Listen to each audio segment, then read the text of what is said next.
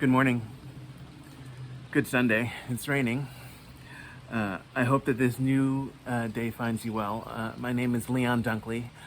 I minister here at North Universalist Chapel Society in Woodstock, Vermont. I'm happy to see you this morning. Today is Sunday, July the 12th, and this morning's reflection is entitled Grief, Fierceness, Solitude, and Grace. In this time of great divisiveness, how can we learn to live abundantly?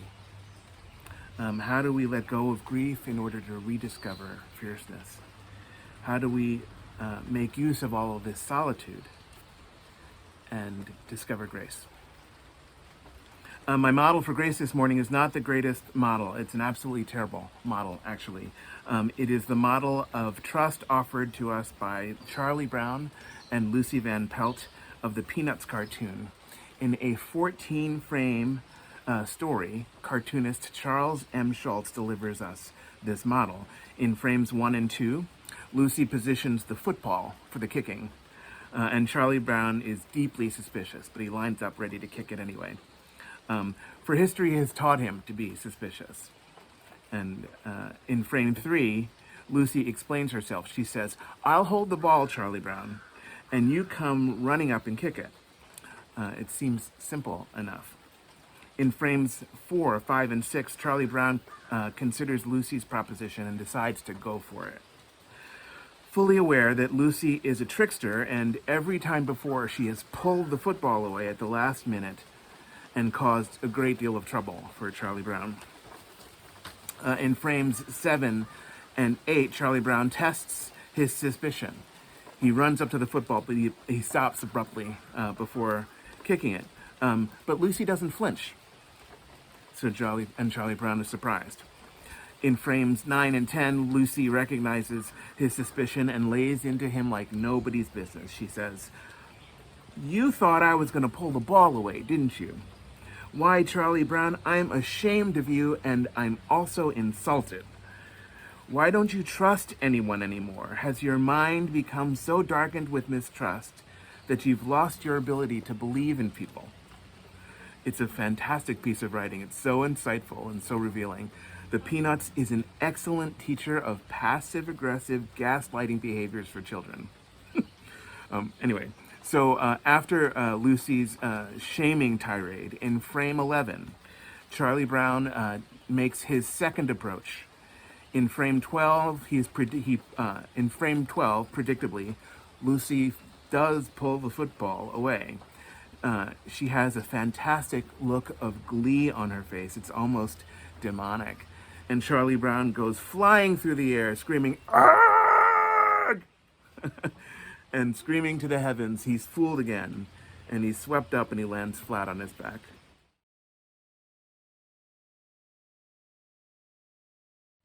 Charlie Brown lands flat on his back in a giant whump.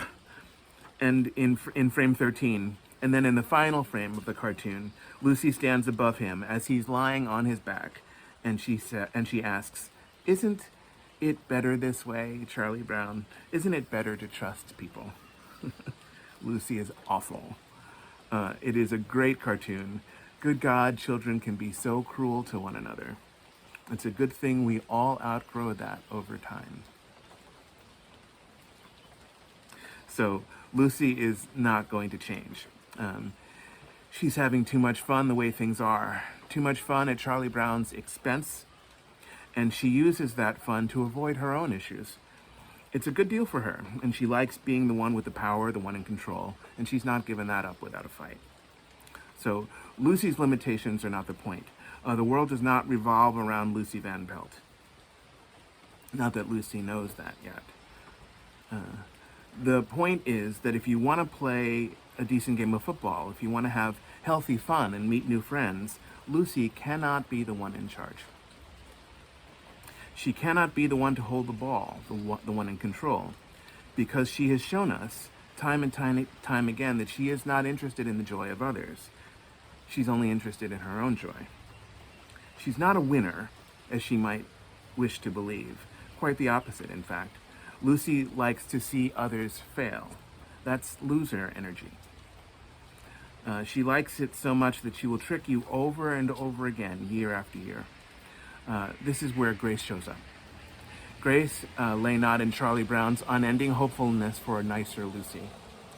It's not in his deep belief in the possibility of her integrity. Grace lay in frames 11 and 12, when Charlie Brown comes fully to understand the nature of his faith, the nature of his own beliefs, and the nature of the complex world in which he lives. Charlie Brown refuses to believe in that complex truth. He wants to believe in Lucy, and that's his downfall. Literally. I can understand that. I'm the same way.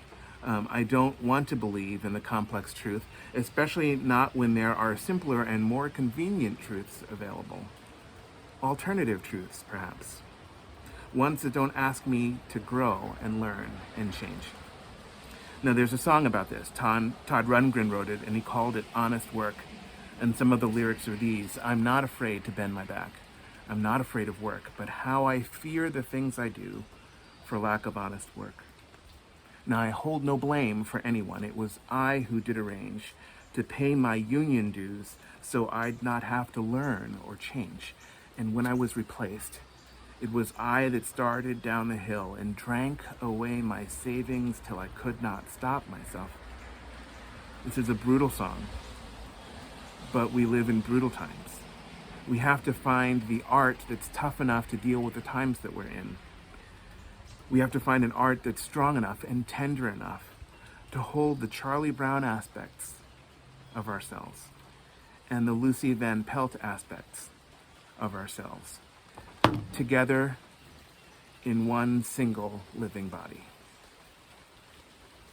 Now, how do we strike such a balance? How do we find such an art? Through grief, fierceness, solitude, and grace. I'm sure that this is the recipe for unity that we need. And to this end, would you please rise in body and in spirit and join in the singing of our opening hymn, We Would Be One.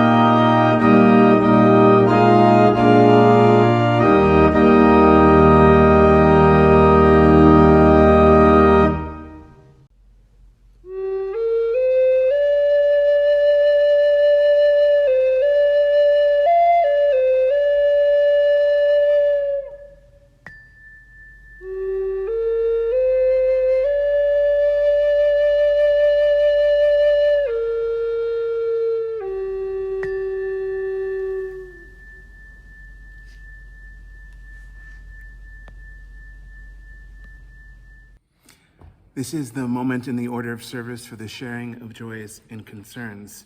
And I totally miss you all so very much right now. I miss seeing you.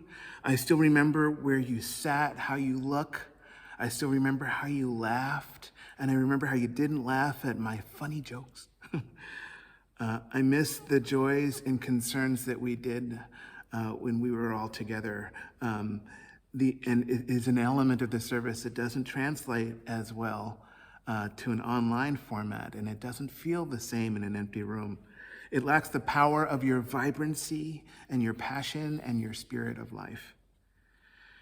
For this wondrous gift that I miss so much, I light a candle.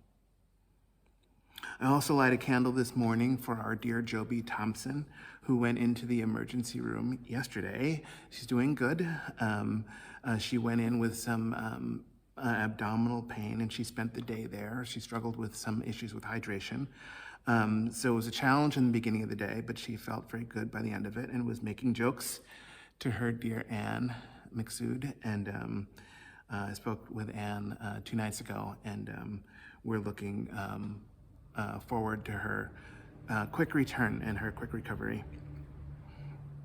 I also light a candle on behalf of Brianne Gallagher. She wishes to share her joy and thanks to the North Chapel community, to the members of this congregation for their support with the meal train for Brianne and her lovely daughter, Rhea. The last time I saw Rhea, she and I played a game called Hide in Plain Sight by the piano during coffee hour. I didn't know how to play at first, but Rhea taught me. It's pretty simple. You run over to the piano and you sit on the floor and you laugh a lot. And then you run behind your mother and you hide, and then you do it again. Those are the rules. It's super fun, and if you forget them, Rhea will be glad to teach you just as she taught them to me. Brianne also sends her thanks to Geraldine and to the match mentors, Jenny and Richard, you know who you are, for the yummy meals and the goodies and the kindness. Beyond these, I light 3 candles this morning, one for those who are ill in the name of recovery, Godspeed, and one for all those who suffer for lack of resources, may needs be met, and one for all of those who are caught in cycles of fear and anxiety and anger. A candle burns for strength, resilience, and continued courage. For all those joys and sorrows and concerns that have been spoken, and for those that remain in the silent sanctuary of our hearts, may we be dearly grateful for these days we spend together, the days that have our names written upon them. For this and for so many other things, I will light one more candle.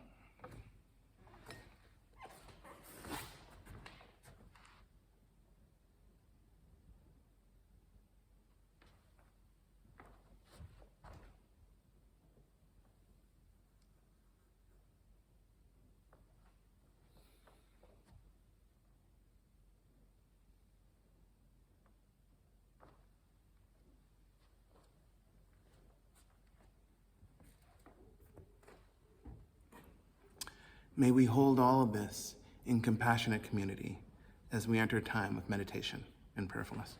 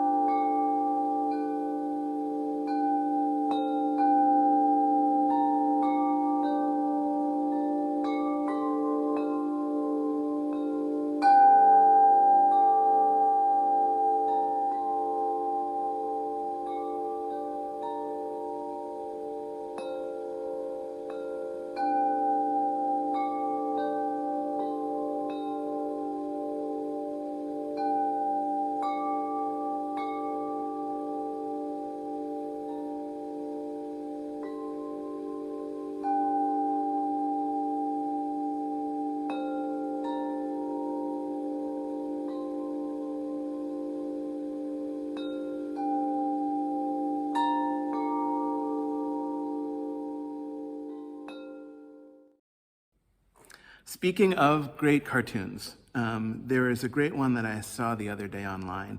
I think about it sometimes, especially when I spend my mornings over at Silver Lake.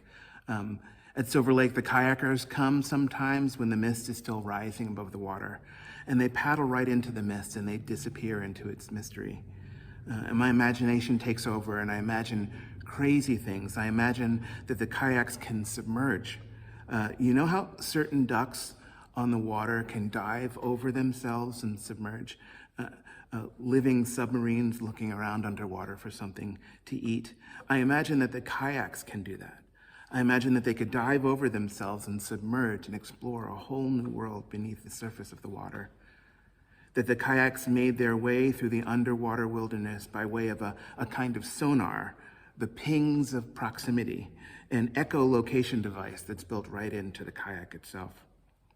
This is what made me remember that great cartoon that I saw online. It was a cartoon about a sonar, about an echolocation device, and how it really works. So there's this bat, flying bat, like bats in the Belfry bat. There's a bat who uses echolocation to find the bugs that he eats for dinner. And bats send out sound into the world, and the sound bounces back at them. And the way the sound bounces back is processed by super sensitive ears. And that process helps the bat to find their dinner and gobble it up. It's a passive experience for the victims of the process. In nature, the bugs themselves don't participate in their own demise. It's different in this cartoon. So in the cartoon, it turns the whole idea on its head.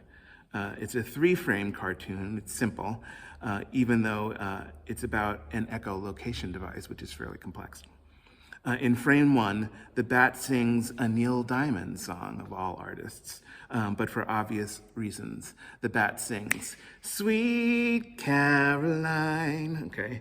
And in frame 2, and irresistibly, the soon-to-be bat food dinner bugs respond to the call and they sing back, "Ba, ba, ba," utterly dooming themselves to be eaten.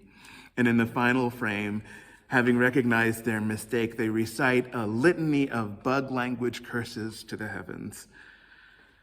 The bugs were so angry at themselves for participating in their own demise. We do that. We do the same thing sometimes. We participate in our own demise every time we let the media ruffle our feathers or wrinkle our brow. Now, some of us opt out. We don't even watch the news anymore because we don't want to go through all of that. And that's not necessarily a bad choice, but the choice that I make is different. I make the choice to engage without losing my balance, without losing my cool, without getting outraged and reactively upset. I choose to see the world as it is. I choose to accept the world as it is, and to this high cause for greater understanding of who we are and what in us is true, I agree to see the world through the lens of faith. Now, I don't want to lose anybody here. The word faith sometimes can ruffle some feathers. Some of us have bad memories or bad experiences with that word. It can wrinkle brows, but let me tell you what I mean by faith. When I say faith here, I'm not talking about a particular religion. I'm not talking about a specific tradition of faith or even about traditions of faith in general. I'm talking about faith itself. I'm talking about the idea of faith as opposed to the idea of belief. Alan Watts explains the difference. He says that there is a strong distinction between faith and belief. Belief is, as a matter of fact, quite contrary to faith because belief is really wishing. It comes from the Anglo-Saxon root leaf, which means to wish. Belief is a fervent hope that the universe turns out to be thus and so, end quote. This is a position of many religions, many belief systems, including Unitarian Universalism. But this is not what I'm talking about here. Right now, I'm not interested in belief. I'm interested in faith. Alan Watts continues, and he explains that faith is an openness to truth, to reality, whatever it may turn out to be. I want to know the truth. This is the attitude of faith. I think about faith because the shape of the world these days is really tough. It's hard to know how much of this toughness I should preach about and how much of it I should hold at bay. What is happening in the world right now is hurting me deeply and hurting all of us. It's hard to find fierceness that we need to make sense of things. It's so easy to get reactively depressed. A couple of weeks ago, I offered a reflection called Fast Car. I had a lot to say. Now, time-wise, a succinct reflection is about 20 pages in length. The way I have my fonts set up, that's how it is. Fast Car, the way I wrote it, was 47 pages long. I had a lot to say, but I wish that I had talked less about Tracy Chapman and Harvard Square and Tufts University. I wanted to talk about the fast cars in life that are taking life these days. I wanted to talk about the Dodge Charger that rammed into a group of protesters in Charlottesville, Virginia in 2017. That car and its driver took the life of a woman named Heather Heyer, a beautiful woman, a good soul, a kind heart. It was a great loss. I cannot help but be moved by the fact that in the wreckage, amidst the blood that was spilled and the illusions that were shattered and the precious life that was lost, there was a message for all who had the courage and the tenacity to see it. For all those who had the fierceness, the message in the wreckage was abundantly clear. After the Charger withdrew, after the killer made his escape, his getaway, the license plate of the car that he struck read, "God, keep me."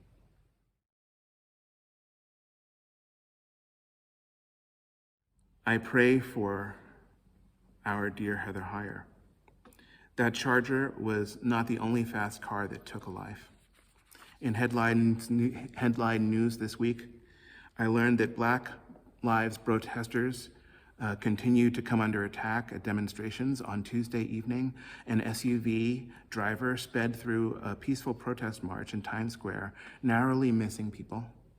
In Bloomington, Indiana, 2 people were injured on Monday when a driver rammed a peaceful march demanding justice for a Black activist who had survived an attempted lynching.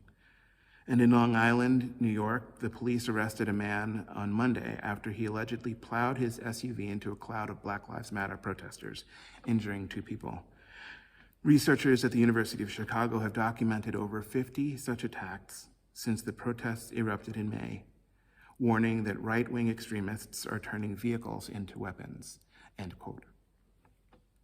It's strange. I've heard no comment about this from Washington. God keep us all. I didn't know how to talk about this 2 weeks ago.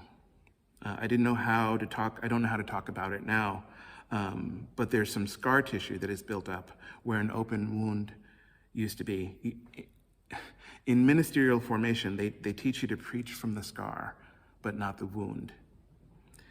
In other words, it's often wise for a minister not to use the free pulpit and the congregation that it serves in order to process unhealed anxieties in a minister's personal life.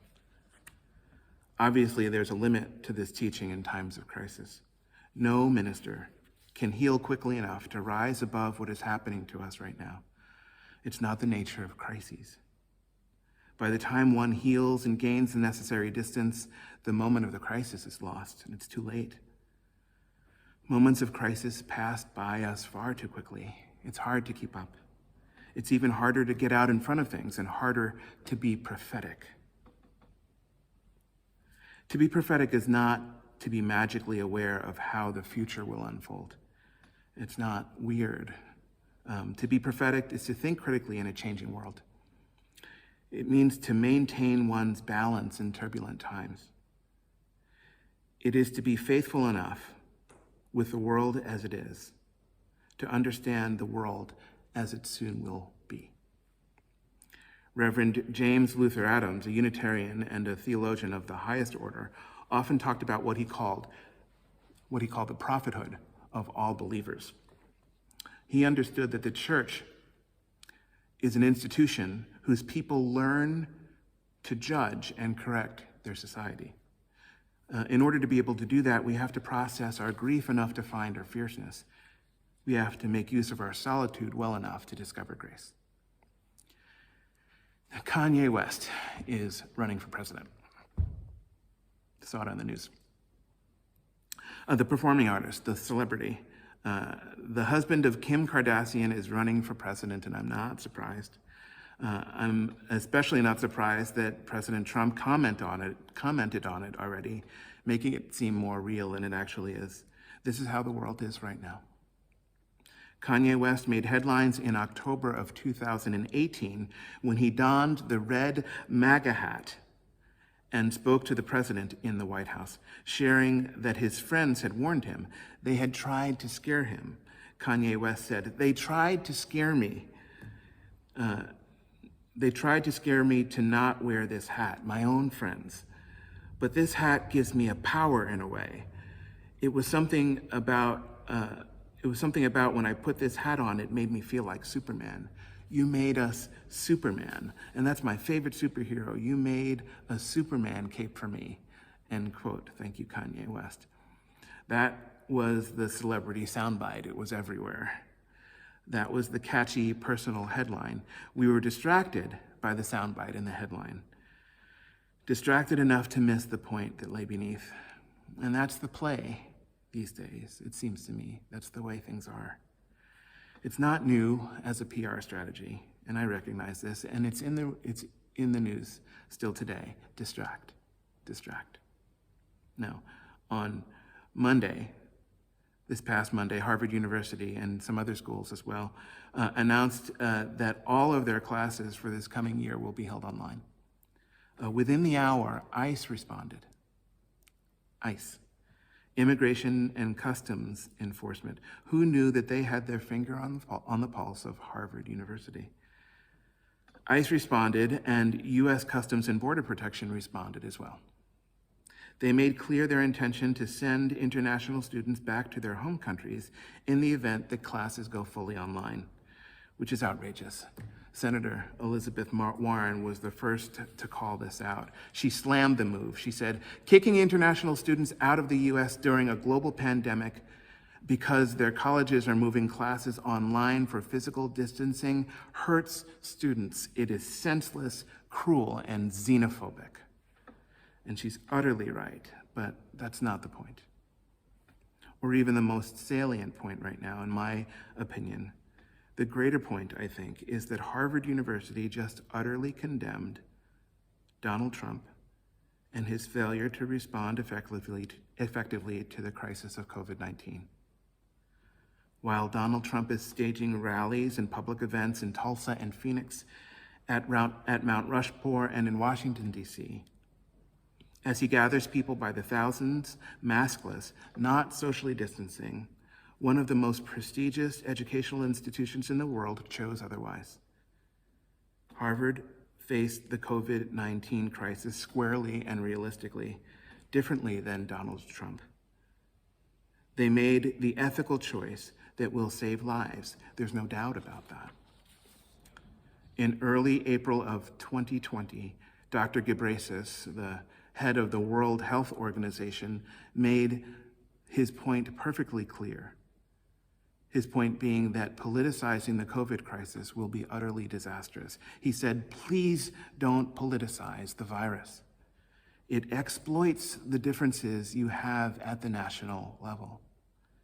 If you want to be exploited, if you want to have more body bags, then do it." Came across an article recently from Angela Merkel that says you cannot fight the pandemic with lies and populism. Angela Merkel, the leader in Germany, this is the strongest rebuke of the American president that I've seen from the international leadership community. Politicize the crisis. This is what we have chosen to do. We have politicized this crisis, and for this we have many people dying. Many people have already died, and many more will die as we move forward in time.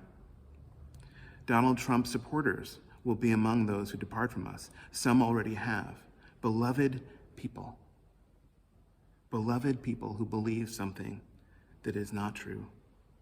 They believe something that is not an alternative truth. They believe something that is not true at all. They are not faithful, as Alan Watts explains. They believe. They fervently believe. I keep trying to see the bigger picture. I keep trying to find my own place within the frame. I keep trying to deal with my grief by speaking out, by not collapsing into myself. I keep trying to find my fierceness, and through my solitude, my grace. And there's a tool that I use for coping, and that tool is called loving, honest work. And that tool is called standing with people who do not think like me and do not look like me, but who are just as precious on this earth. And that tool is called standing with the people who do think like me and do look like me. And that tool is called striking the balance. It's called standing at the fulcrum between the Charlie Brown aspects of myself and the Lucy Van Pelt aspects of myself. I don't know, but perhaps the same is true for you. It's true that we have to learn to live together, but before we do that, we have to learn to live with ourselves. We are many things. We are pluralistic in this society. This is what truly makes us great. We are tough behind the wheel, and we do real work with our hands. Rough as stone and steel, and we build a nation that withstands all of the trials and tribulations and the petty urgencies. We put them all behind us, faced with real emergencies. Greatness can't be owned by either side. Greatness is the best in us. It is the Kanye West in us. It's Bono with his questions asking what has been repressed in us. It's all of us who can and cannot sport the MAGA hat. It's Late Night John with Amorosa saying, Jesus ain't say that. We are not the things that we deride. It's neither side, not both, when we are being made to grow. No one leads who cannot sow the seeds, who cannot plant the seeds we need to sow. The scaffold sways the future, and behind the dim unknown standeth God within the shadows, keeping watch over his own. King stole that from Rev. James Russell Lowell, who was a Unitarian. Anytime we choose, we can learn to strike a balance. We can choose what tools we have, our treasure, time, and talents to hush the wolves within us, wolves of kindness, wolves of greed. The wolf who is triumphant is the wolf we choose to feed. Kindness is food basic to the soul.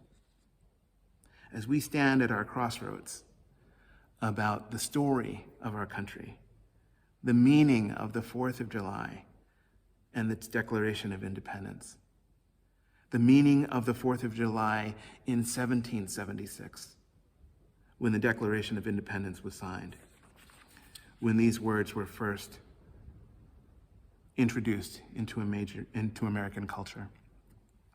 When in the course of human events, it becomes necessary for one people to dissolve the political bands which have connected them with another, and to assume among the powers of the earth the separate but equal station to which the laws of nature and nature's God entitle them. A decent respect to the opinions of mankind requires that they should declare the causes which impel them to separation. A decent respect. We hold these truths to be self-evident. That was the meaning of the 4th of July in 1776.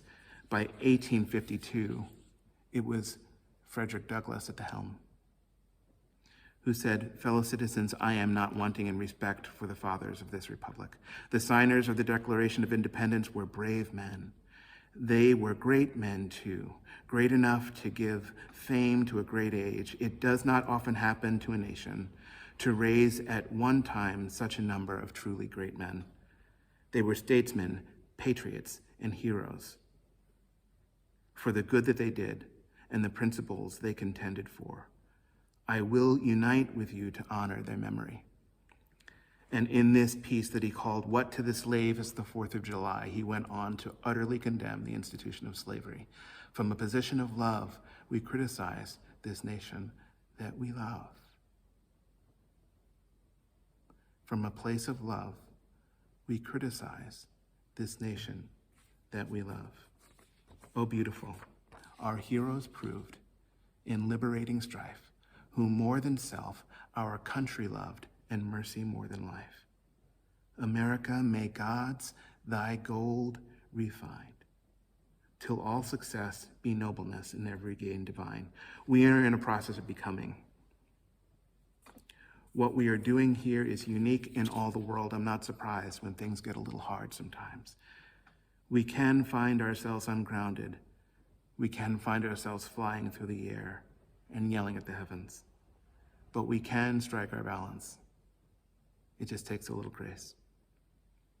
As we move forward, may we do so gently. May we open like flowers to the rain.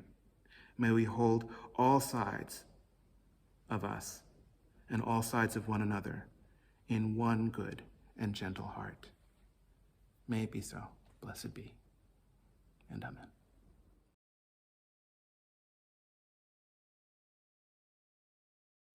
Bring me little water, Sylvie.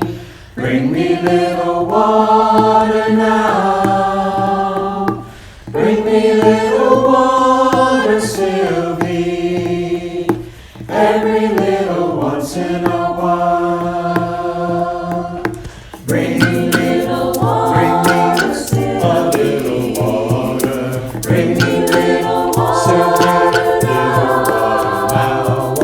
Bring me little water, a little water, every once in a while.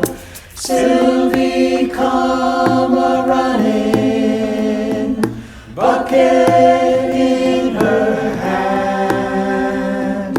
I will bring a little water, fast as I can. Bring me little water, a little water. Bring me little water, now. Won't you bring me little water, a little water, every little once in a while. Can't you see me coming? Can't you see me now? I will bring a little water, fast as I can. Bring me a little water. Bring me little water now. Won't you bring me a little water, every once in a while. Bring me a little water. Bring me little water now. Won't you bring me little water?